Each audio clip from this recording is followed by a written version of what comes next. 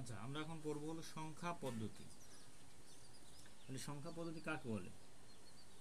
বিশেষ প্রতীক। তাহলে বিশেষ প্রতীক বলতে আমরা কি বুঝি? বিশেষ প্রতীক, তারপরে কি মৌলিক চিহ্ন।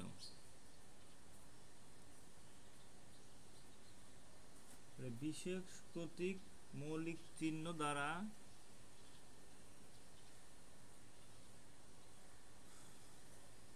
যে কোনো সংখ্যা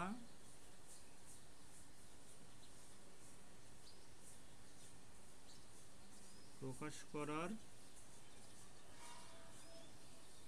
পদ্ধতিকে সংখ্যা পদ্ধতি বলে। সংখ্যা পদ্ধতি বা নাম্বার সিস্টেম।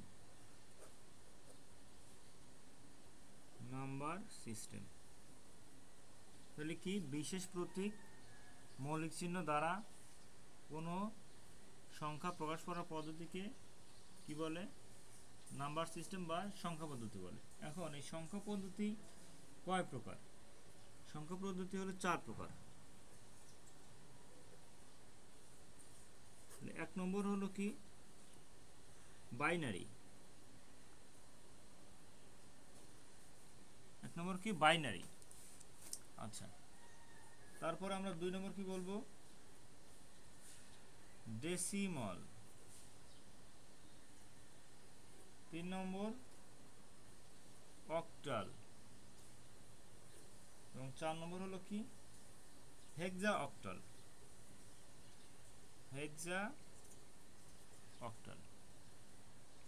তাহলে বিশেষ প্রতীক অথবা মৌলিক চিহ্ন দ্বারা কোনো সংখ্যা প্রকাশ করার পদ্ধতিকে কি?